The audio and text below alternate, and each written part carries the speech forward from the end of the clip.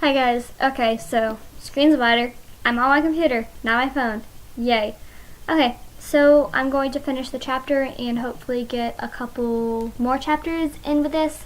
So let's go ahead and get started. And just a quick reminder, I don't have my light on, so yeah, that's why I start. Yay.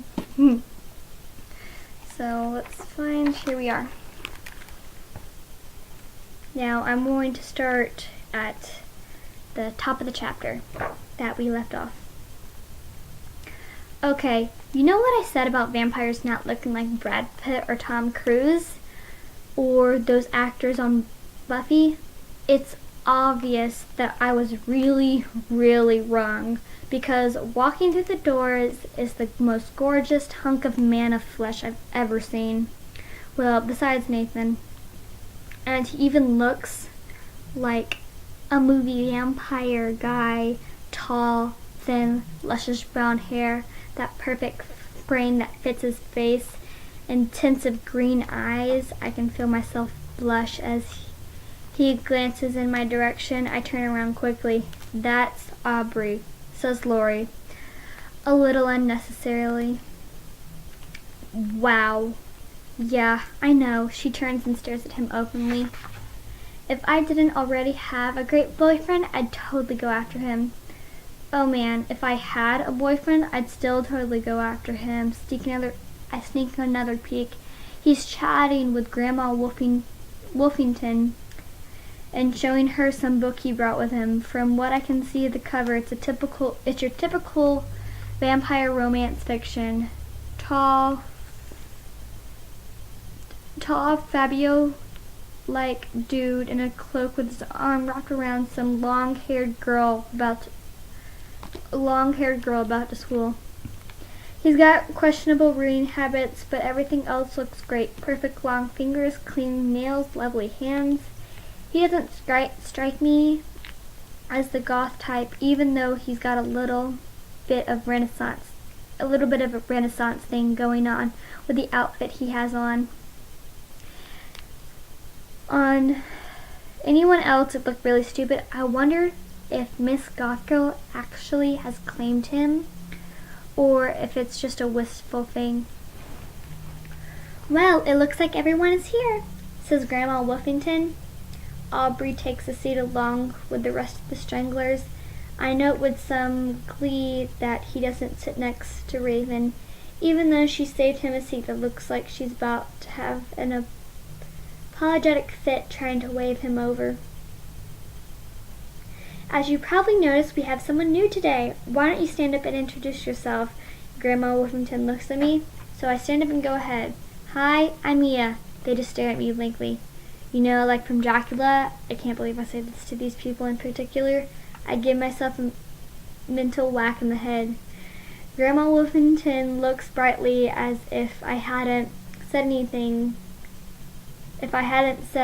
stupid, and motions for me to sit down. Mia's parents are vampires. She only recently found out that she's been living with vampires her whole life. And that gets a rise out of the group. They all look at me with an interest for the first time, especially Aubrey, that sexy vampire wannabe. Okay, first thing, can I say, Kimberly, that's the author's name. Why describe Aubrey like that? I mean Aubrey. I keep saying Audrey. I know a friend named Audrey, but she's a girl. Jeez. Aubrey?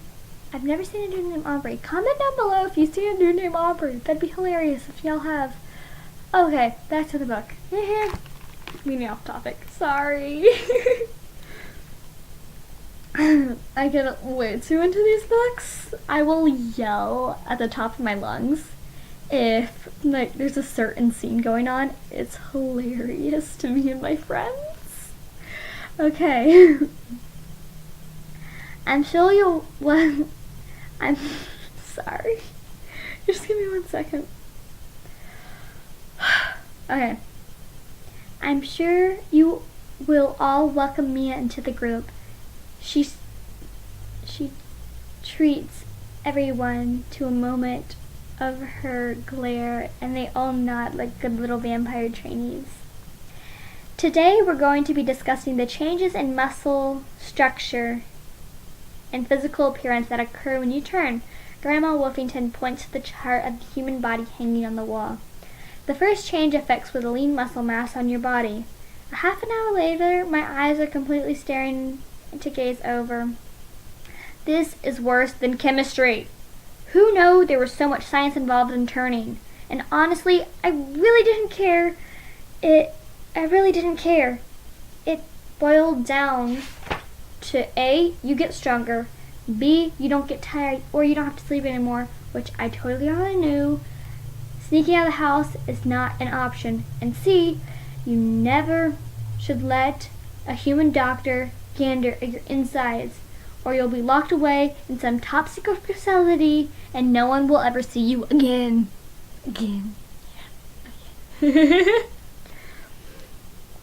But everyone else was following Grandma Wolfington's every word like their lives depended on it. I wouldn't be surprised if GW starts passing around Kool-Aid.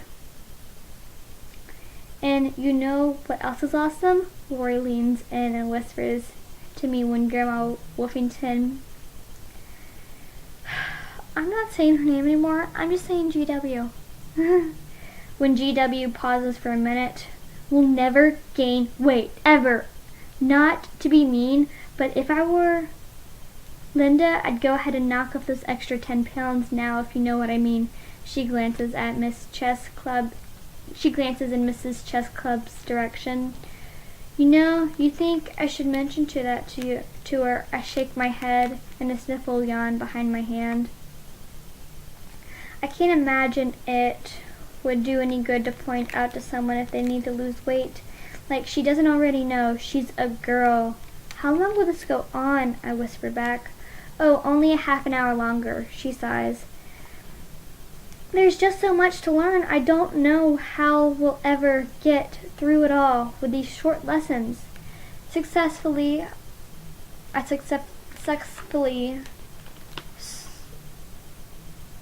I snort. She snorts. Let me find I'm looking for something real quick. BRB. Hello, my lovelies. I don't know what that was. Okay. One second. Let me actually turn on the light and see if that gives because my computer is like out of, my hand looks weird when I'm recording, so 1 second.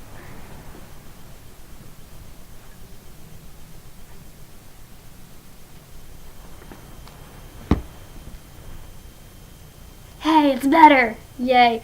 Okay. Here we go. I just love the cover so much. Okay, one thing to comment, okay? Tell me when you read a book and the main character is your gender, tell me if you imagine you're that character. That happens to me and a bunch of my friends. So I just want to see if it happens to anyone else and I'm not crazy. So yeah, let's get right into it.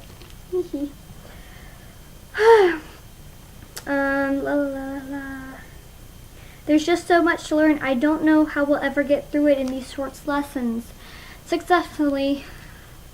successfully smother a snore, which is no easy task, let me tell you. You're so lucky, Lori whispers. All this must be old news to you.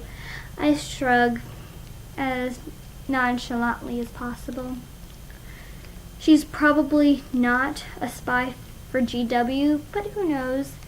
Though it's not like I really do know any of this stuff. It's not exactly the kind of thing that we sit around at the dinner table and talk about. But who would? Muscle mass, fast body twitches, blah, blah, blah. I just hope there's not a quiz. I make it through the rest of the lecture just barely. GW is definitely a pro-vampire. So much for helping me make my decision. And all that feel-good talk about how it's my choice. She goes on and on about the good stuff that happens, but never covers any of the bad stuff, like not being able to tell your friends anything, though they are bound to whether why you suddenly like your steak raw. Really raw. Let me see what this for. Hello? Hello, my lovelies. B. Drinking blood. I'm sorry, it's gross. Way worse than sushi. I hate sushi. The massive headaches you get when you happen to forget your sunglasses, asked my dad, who barely remembers his shoes on a good day. D. Not being able to sleep at all. Forgive me, but I like my pillow time. Me too, sister. Me too. What about dreams? I can skip the nightmares, but a good dream with Nathan can hold me for a week. Yeah. E. Having to constantly control your bloodlust when you're around regular people, even though even thinking about the word lust and my parents in the same thought is totally lunch losing. F. Unfortunately hurting people you love, like the time my mom accidentally broke my finger when I was 10. She was just tossing a frisbee at me. I think she felt worse than I did, although I admit I milked that for as much ice cream as I could. J. Wait. G, not J. I'm crazy. G. G, always being suspicious and afraid that people have found out your little secret, like our nosy neighbors. Miss Flinch. She has a telescope pointing at our window if she thought she could get away with. But it's not like I can say anything, so I tune out the really over-the-top stuff and spend the other half of my time, okay, more than half, staring dreamily at Aubrey. I stand up and grab myself, ready to jet out of the vampire session, when Audrey himself actually walks up to me. Hello, new girl. Wait, I want to do a voice. Hello, new girl. He says, and oh, holy moly, in this holy moly, deep voice. I concentrate on not drooling or anything, or doing something really dorky, like drooling all over him. Nice to meet you, I said. Aubrey, right? Oops, I probably shouldn't have let on that I knew his name. Smooth. I'm not. Yes, that's me. Yes, that's me. Oh my god, I can't do the voice. Okay, I can't do the voice. He smiles. I nearly faint right there on the spot. Oh wow, if Serena could just get a look at this guy, she'll totally flip. I need to get home tonight, but I was wondering if you'd like to catch up over a cup of coffee or something after school tomorrow. I'd love to ask you some questions. Yes, score one for me. Sure. How about the coffee cafe on Tower Road? I'm totally melting inside, but I'm very proud of how well I seem to be holding it together, especially for the bead of sweat I suddenly feel coursing down my back. But at least he can't see that. Sounds great, he smiles. I'll see you then. He takes off, and I stare at him, letting out a breath that I didn't even realize I was holding. Lori slaps me a high five. You go, girl! Wait, I need to do the cheerleader voice. You go, girl! Yes, queen! She scribbles the number on a piece of paper and hands it to me. I want to hear all about it. You give me a call tomorrow night, okay? Will do. I can't believe my luck. Maybe this whole vampire lusting thing is a blessing in disguise, and not just something to get through my parents to keep my parents happy and the council off their backs. Maybe this is the starting point for a whole new Mia. Not necessarily in a whole new blood-sucking kind of way, but at least on the boyfriend.